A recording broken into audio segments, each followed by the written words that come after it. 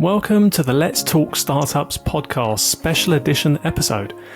It's great to have you all join us to enjoy the next deep dive conversation. Today, Nergis and I are joined by another expert, Edua Effiom. Edua, it's great to have you join us on this extended conversation today. How are you doing? I'm doing very well, and it's a pleasure to be here. It's a pleasure to have you here today, Edua. So let's start off then. Maybe you could introduce yourself, tell us who you are, what you do, and who you're currently working with.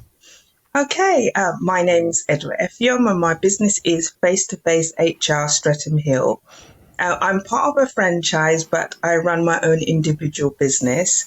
And it's a full-service HR consultancy business that I run.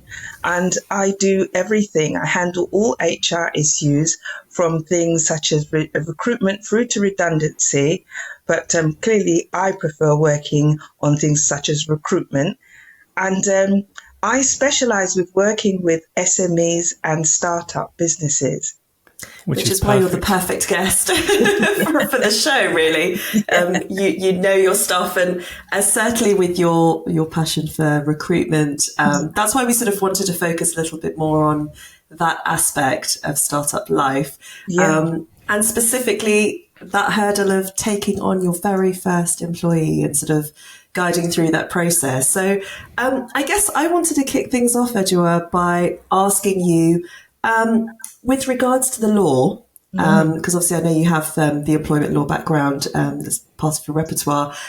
What are the laws associated with hiring? You know, have there been any recent changes that sort of help or hinder maybe founders that are taking on that first employee?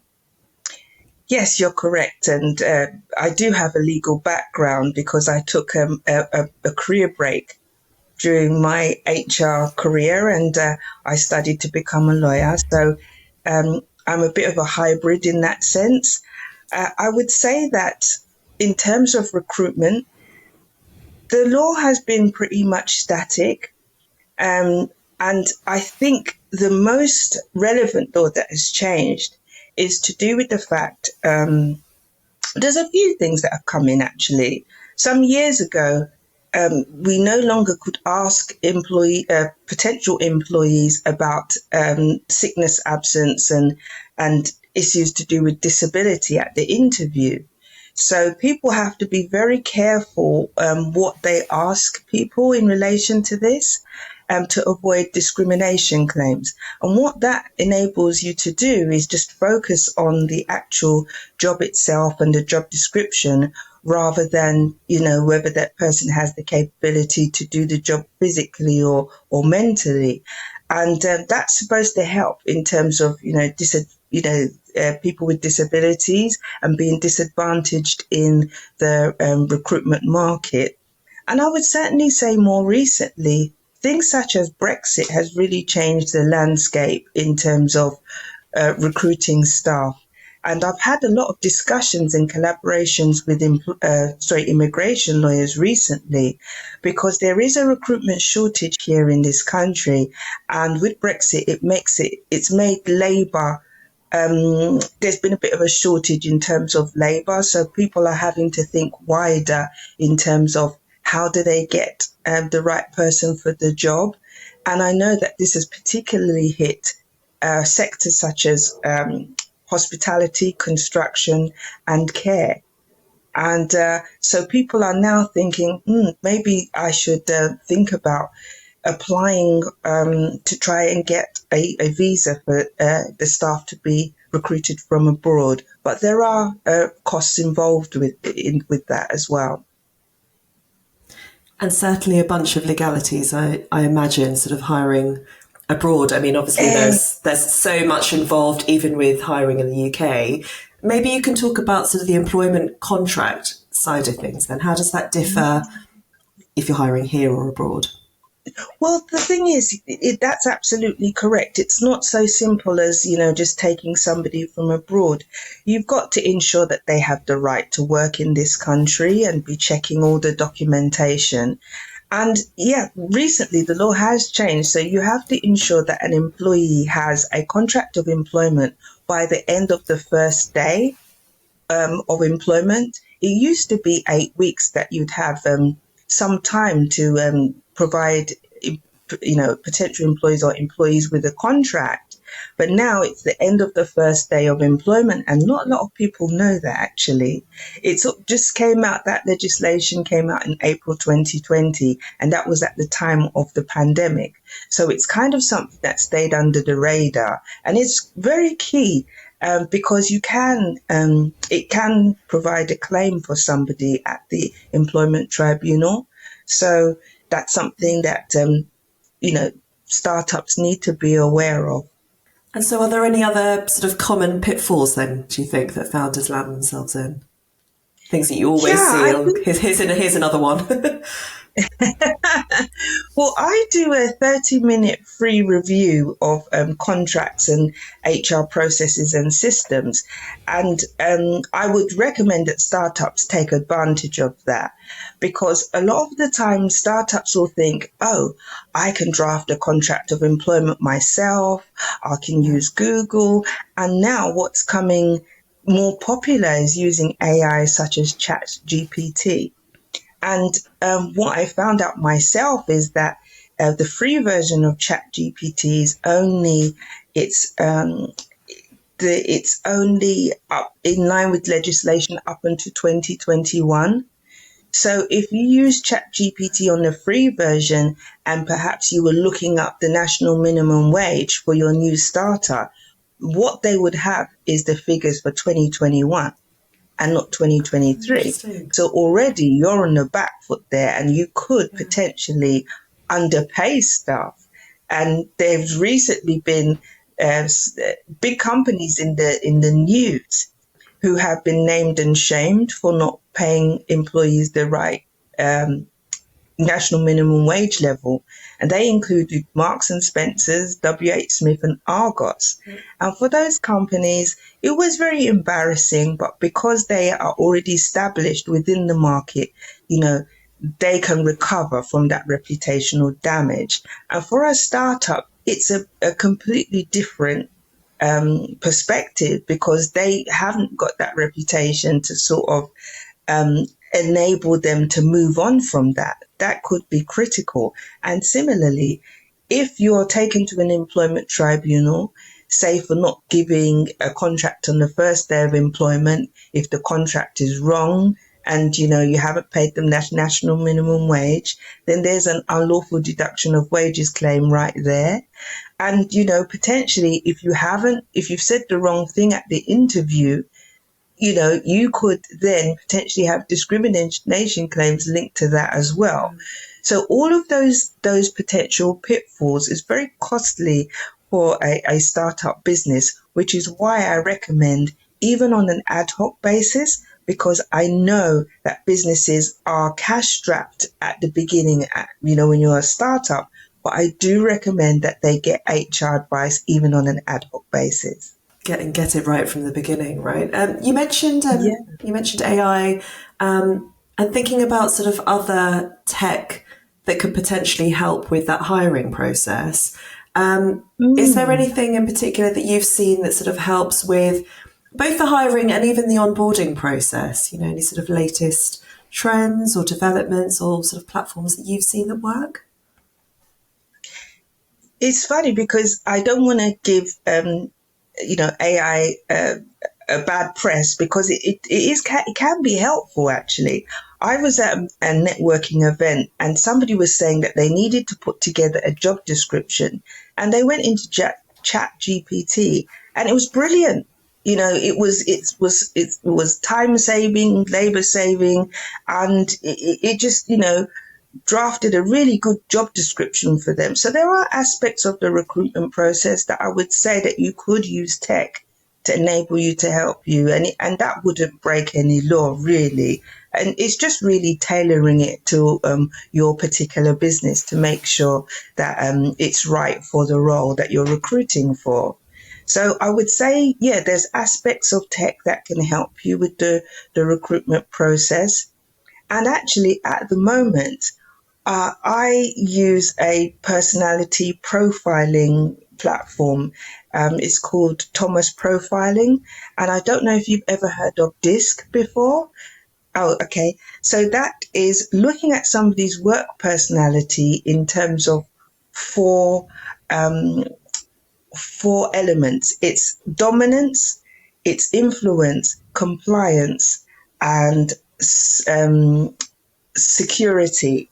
And those four elements, you find out what that particular individual's strengths are and what their supporting factors are in terms of their work personality. So I often use DISC as part of the recruitment process to find out on a deeper level what that person's work personality is like. So you've got that information apart from obviously the interview process, which I would still feel is very important. I don't think tech can replace that, having that one-to-one when you're in the interview situation. But things like personality profiling, psychometric testing is just another level of information that you can add to the recruitment process as well to help you select the right one for the job. Yeah, I like that. Thanks for that tip. That's especially to sort of get to know them on a bit more of a deeper level, right, and see if they're a good fit. I actually saw something, again, just finally about the hiring process. I saw something on LinkedIn actually the other day, and someone was asking about hiring people that potentially have a criminal background and, you know, what your thoughts were about, you know, about that process, particularly for startups. What should founders be potentially wary of or open-minded about? Any tips for founders sort of thinking about that? Actually, you're right. It's very current, this issue, because there was a recent government report that came out to help businesses, you know, as a consequence of Brexit and COVID, who are struggling to recruit. And they talked about recruiting marginalized groups. So it is talking about recruiting disabled people, maybe people who are over 50, and also people with criminal records. And it really is dependent on the role, whether a criminal record is relevant. And also, they have to bear in mind whether the conviction has been spent or not and the type of role you're recruiting for. There are some roles, for example, working with vulnerable people, where a conviction's never spent and you have to actually be mindful and do what you call a disclosure and barring check. So it really does depend on the role. And I've been, even when I've worked in, say, public sector or different types of organizations, it's very much looking at what was the issue that they were convicted for and seeing whether it has relevance for the job. For example, if somebody was convicted for fraud, you probably think twice with putting them in a situation where they have, you know, cash handling responsibilities or something along those lines. So it will be about using the judgment along with whether it's, you know, a requirement for the role and the type of people that they will be interacting with in that position. Edua, I wanted to talk a little bit about work culture, sort of creating a positive work culture, especially when it's, you know, bringing on your first employee. Yeah. I mean, what sort of thoughts have you got, and you know, how do you feel, and what could you share about that? You know, creating a positive environment ultimately. Do you know what? I think there's schools of thought that, you know, when you take on your first employee, when you're a startup, you almost don't have a work culture, that it's very much based upon the founders. And it's all about risk taking, and it's the culture revolves around the founders and it's not really focused upon the employees. But I have a slightly different take on that, because I think now that to recruit people, and it links up to what Nargis was speaking about earlier in terms of what you should be thinking about as a startup when you're trying to recruit somebody. I think the culture starts from what you put in the advert. there's this whole concept of employee value proposition, and that's why an employee chooses to work for your company over another. So you have to, I would advise anyway, even in the advert, for you to talk about what sort of work culture do you have? Is it fun? Is it relaxed? What sort of policies underpin the culture that you're in? For example, ESG, diversity and inclusion, sustainability. These are things that people are now looking at companies and thinking, is that the kind of company that I want to work for? Is their culture aligned with my values? So with the employee value proposition in mind, I think you start building the type of culture that you want to create, even from the point of when you're drafting the advert. I don't think it's no longer something that you can wait and let it evolve naturally. I think you've got to be a lot more proactive in understanding the culture that you're trying to create and communicating that to potential employees. Because if you don't, if you leave it to, for them to fill in the gaps or they're not sure, they're going to choose the other company who has made it clear what their missions, their values are, and stated it in the advert. And I think with the recruitment shortage, you just can't afford to do that anymore. Yeah, that is so true. And I mean, it's a great point, starting it from that first stage. But what do you say to founders, who have that idea of the culture, they draft it, in that sort of job advert, their team member joins, anybody who's building a startup knows, it can be frantic, and it can be difficult. Sometimes you can lose sight of that culture.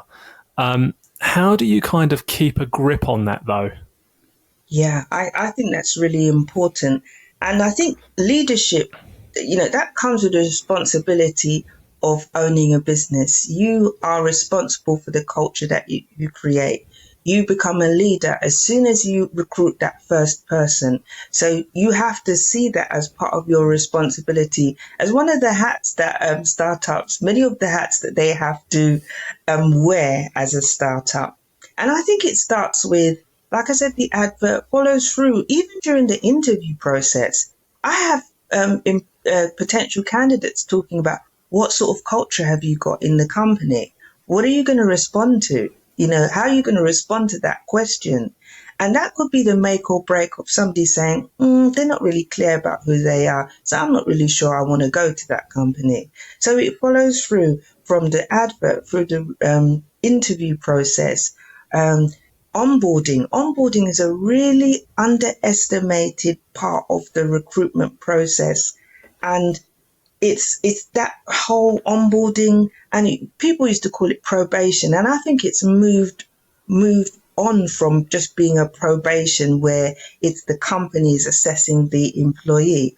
I think that the employee now is a participant in that whole process. They're thinking, is this the company that I really want to work for? So you've got to be proactive in the onboarding process, in showing the employee what type of company you are. That is reflected also, should be, in your documentation. You can provide a very detailed employee handbook. And I think that the challenge for businesses now, and I talk about that a lot when I'm networking and talking to small business owners, is that the real challenge is when you have a hybrid working or people working remotely.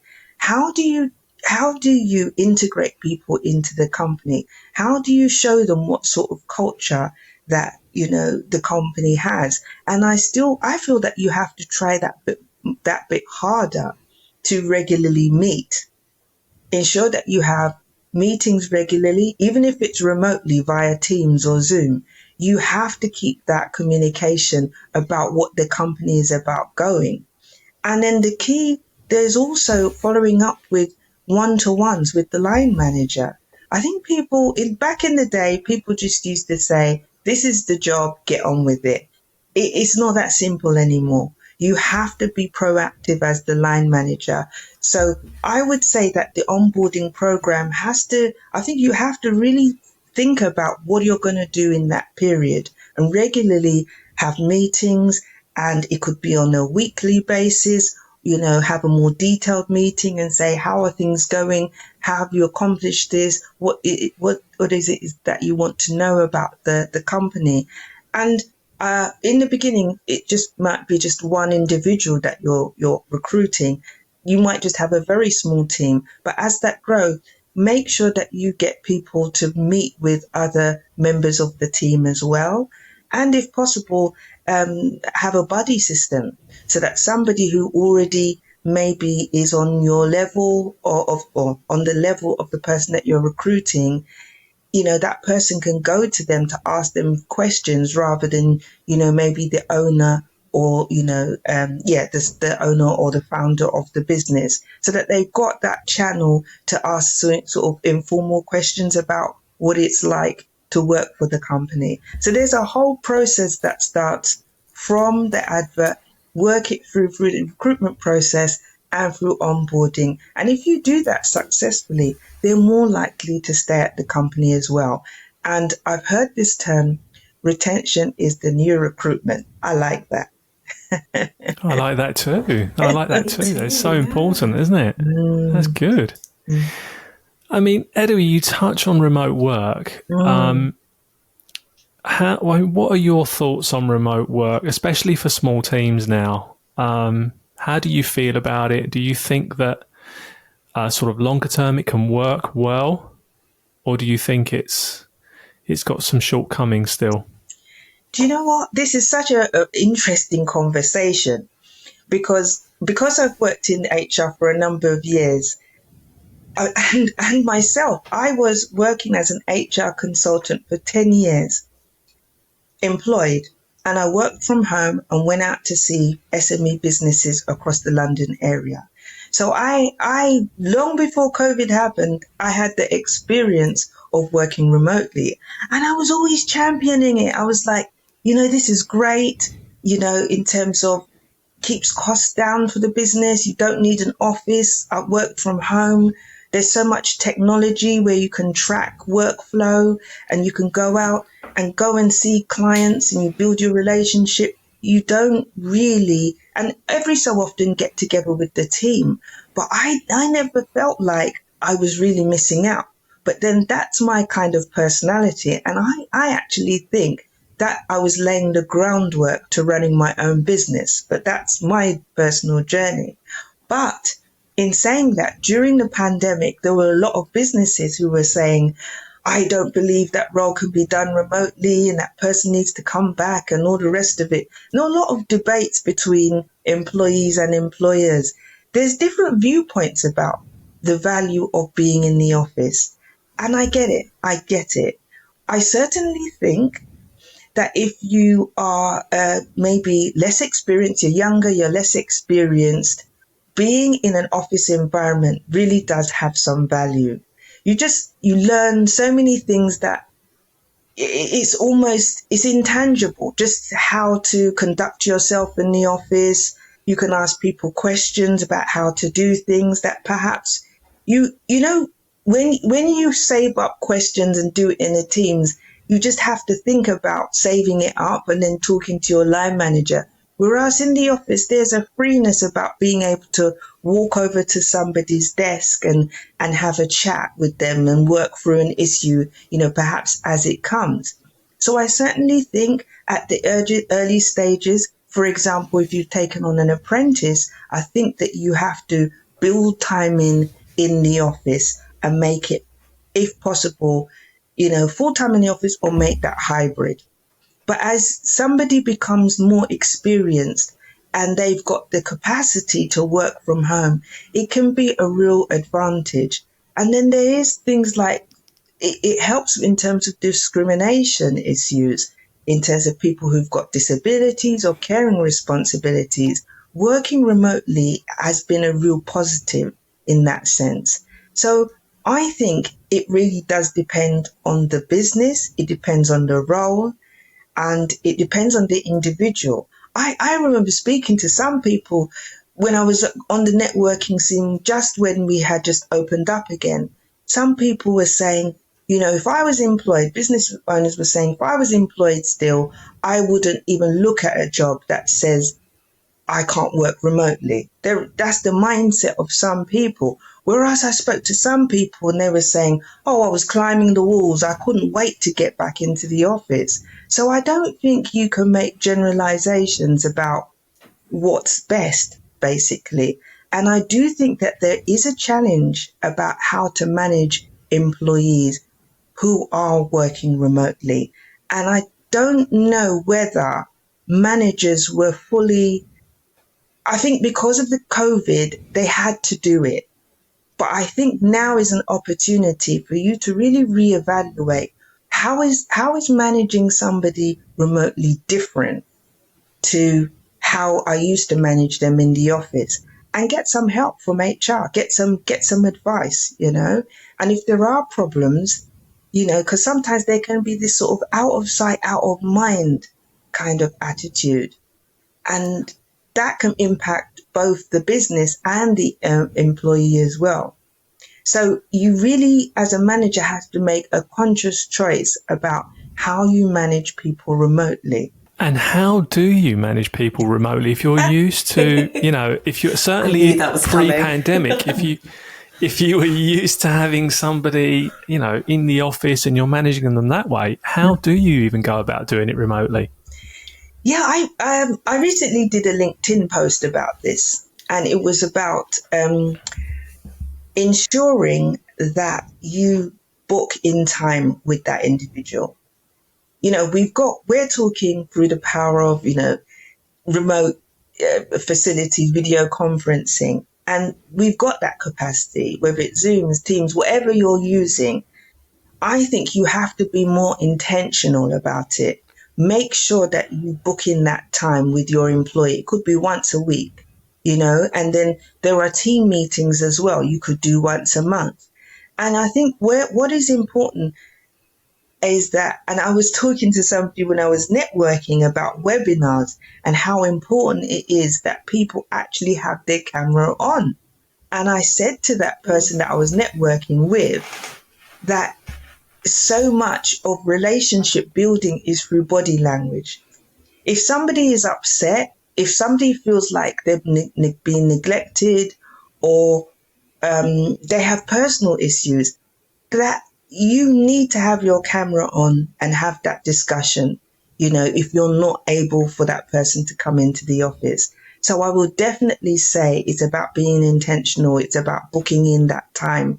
And, you can do social events. We did that during COVID. You can do social activities via, video conferencing if you're all remote, or you could book to go somewhere as well if you really, really wanted to. And I would say probably try and do that during the working day, because I don't know about you, but I remember back in the day when I was working in the office, sometimes it would be a drag having to to go for drinks after work. And I think I've seen surveys saying that people don't actually like it. After work drinks, they're not really sure, that they're really sad that aspect of work has really stopped now.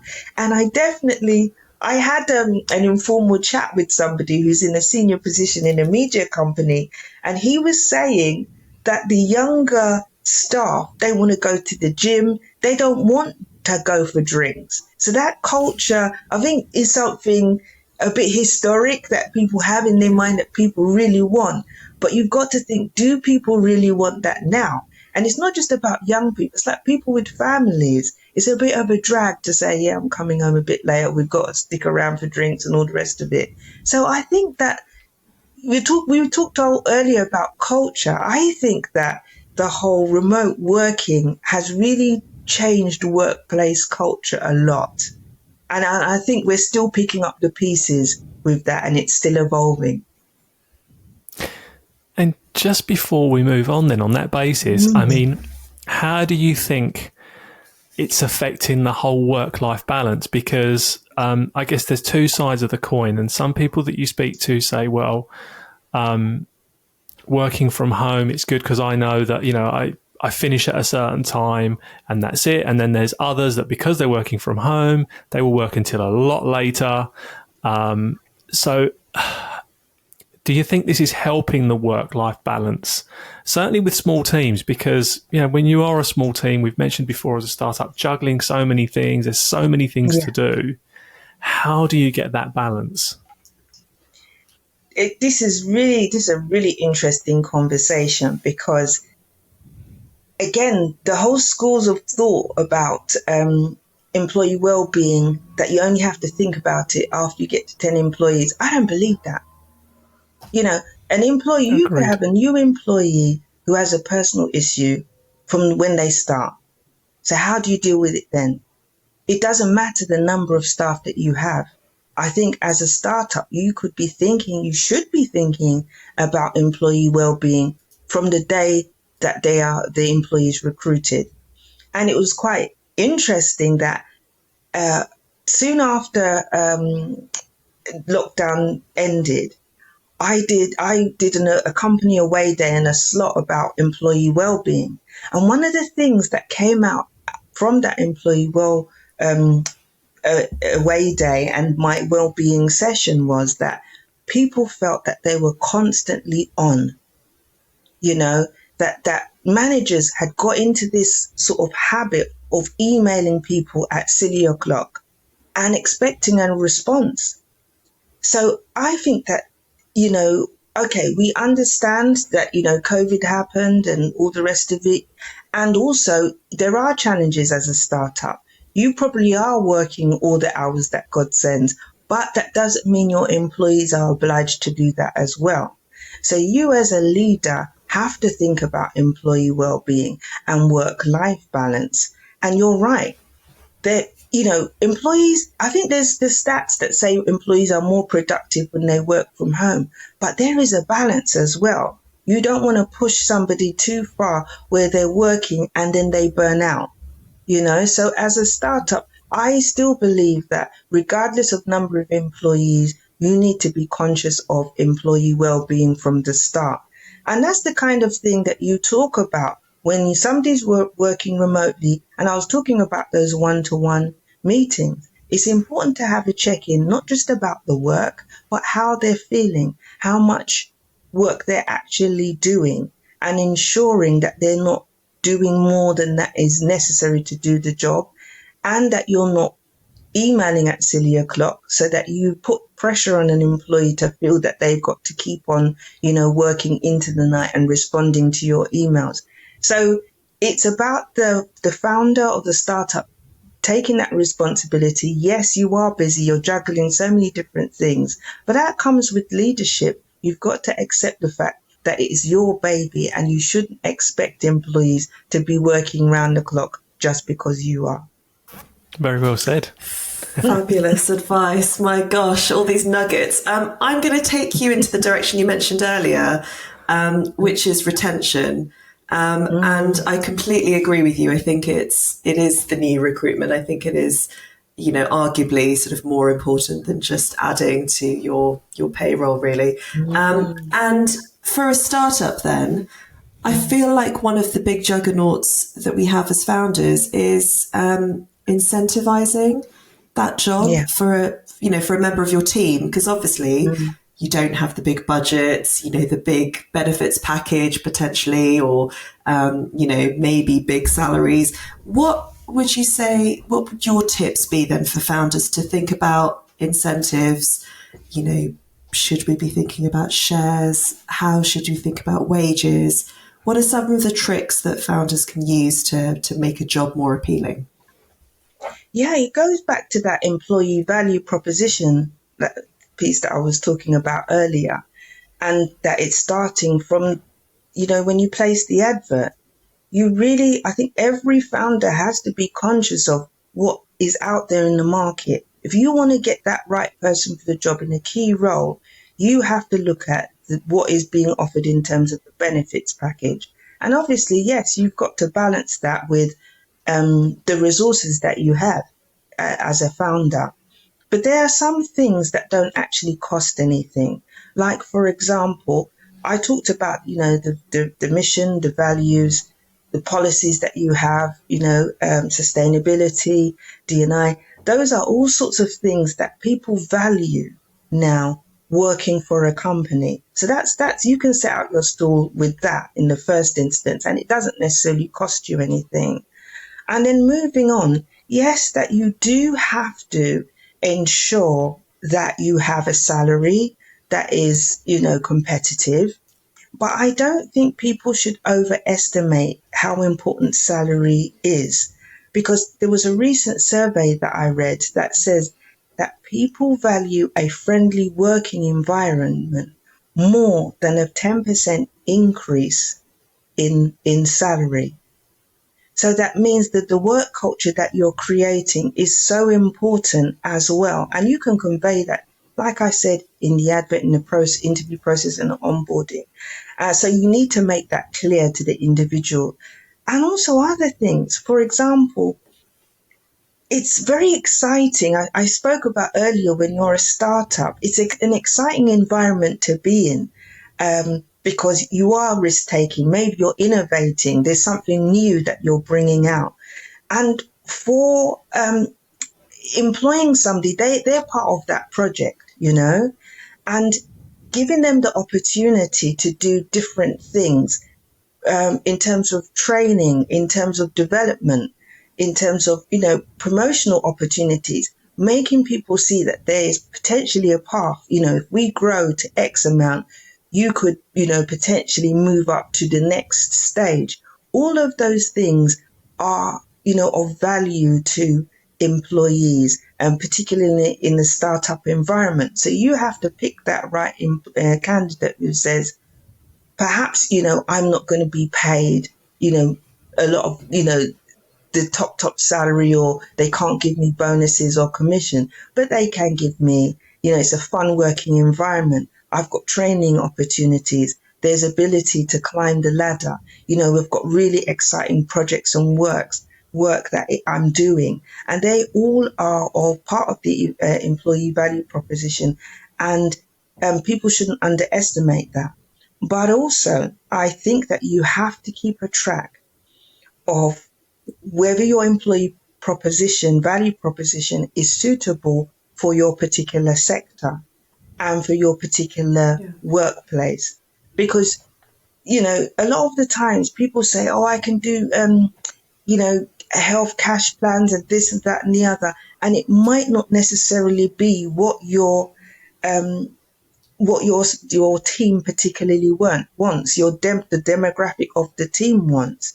For example, I was speaking to an accountant recently, and he was talking about perhaps giving people, life assurance and power of attorney and those sorts of employee benefits.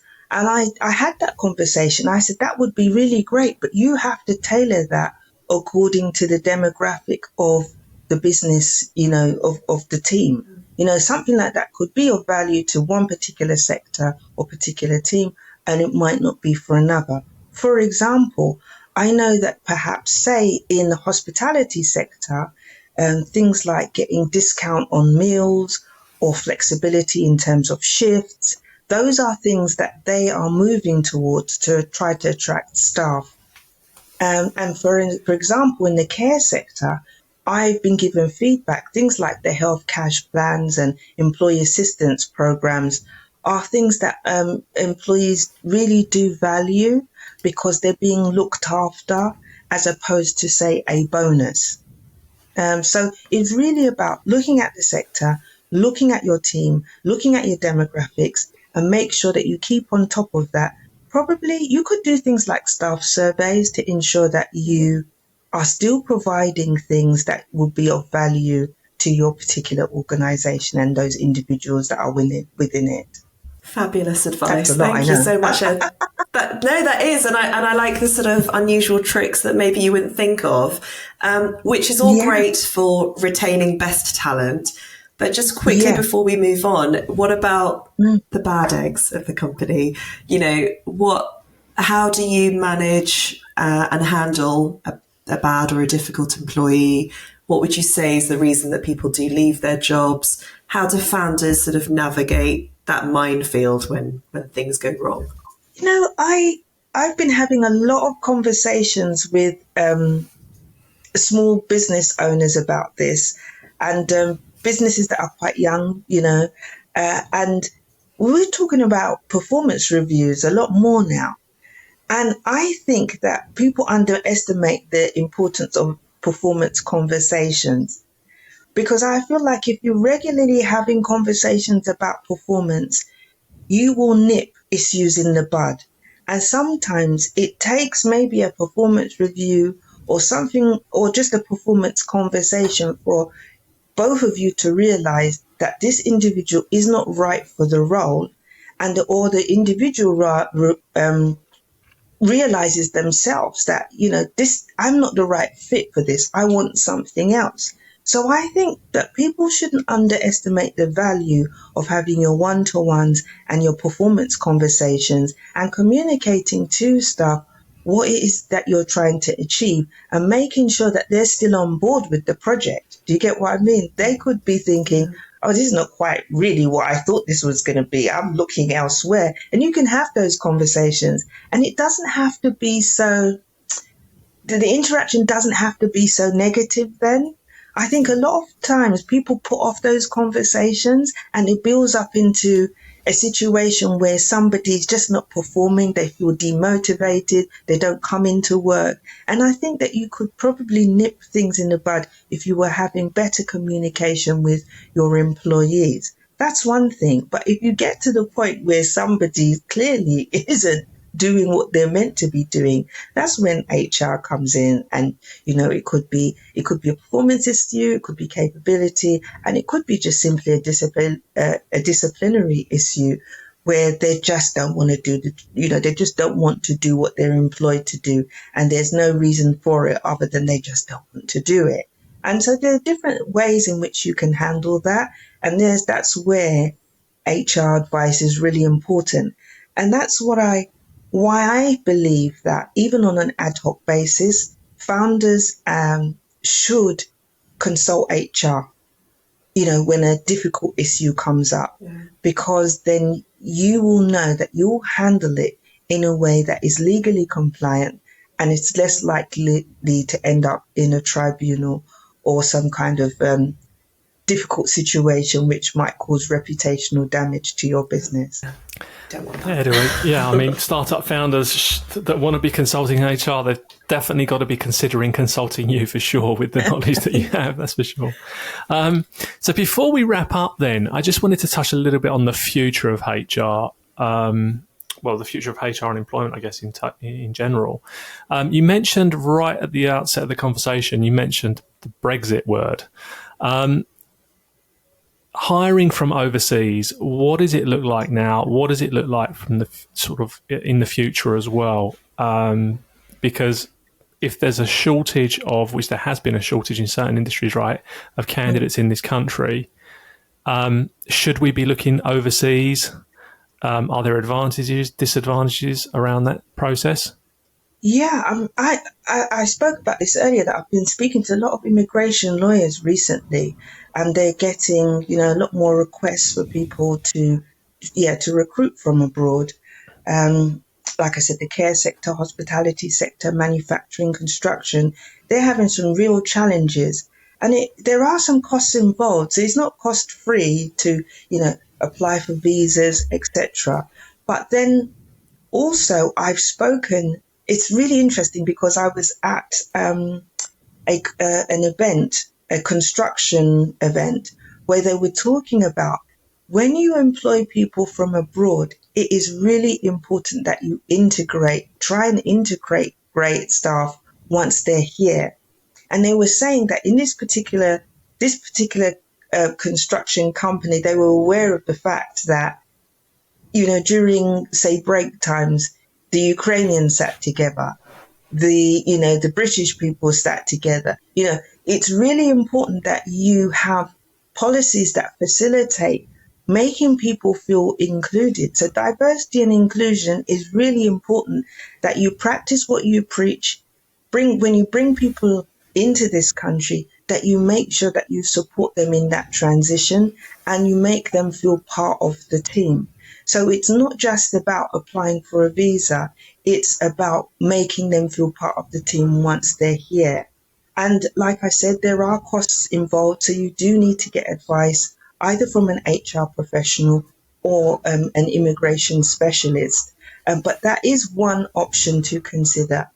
And in terms of the future of HR generally, I think it's very exciting times. I feel like Brexit and the pandemic have got people talking about HR issues a lot more than they usually would. I remember when I was during the pandemic and I was getting my hour of exercise, I was going jogging, and I remember hearing two people that were jogging together that were saying, "Oh, why are you going back into the office? Have they called you back in yet?" And I just said to myself as I was jogging, it's so funny how certain things like flexible working, remotely, hybrid is become commonplace now. And people are talking about it. They probably wouldn't have thought that as to be an HR issue, but it's much more common now that these issues are being discussed.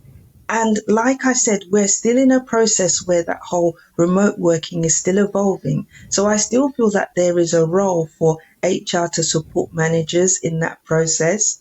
There's also a whole raft of legislation that's coming in next year.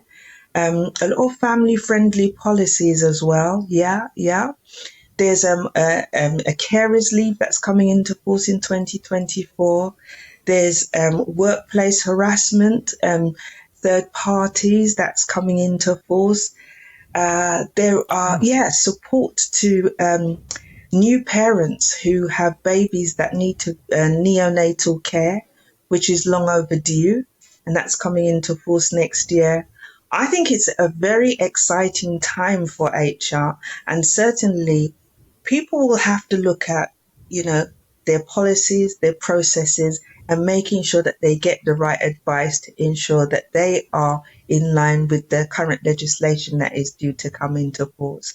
So I definitely think there are so many opportunities for HR, and I feel that founders, even on an ad hoc basis, I know it's a challenge, you're wearing lots of hats, but even if you can consult HR on an ad hoc basis, it really could add value to your business. What a way to wrap up the conversation on that beautiful note. Thank you so much, Edua. And yeah, the future does look very bright for HR, doesn't it? Because there's just a lot happening and a lot more to come. Thank you so much. It's a very exciting time, and I'm really happy to be here and share some of my views about HR and startups. And I hope that was of value. Oh, enormous Definitely. value. I mean, if people haven't taken away nuggets of wisdom, then then I don't know what's wrong with you, really, because that was amazing. Thank you, Edua, so much. Thank you to everyone who's tuning in and watching this special edition of our podcast today as well. We hope you've enjoyed this conversation, certainly as much as I have. I'm sure Demos as well. And like I said, an enormous amount of valuable HR nuggets from Edua. So if you'd like to see how the lovely Edua can help you in your own business, there are going to be links below to get in touch with her. Of course, Demos and I are happy to make a personal introduction as well, so do get in touch. And we have plenty more founders that are lined up to chat with us on our podcast. So please subscribe, follow us on socials, and make sure that you don't miss out on any startup news and insights that we have to share. Till the next time, have a great rest of the day, and bye for now.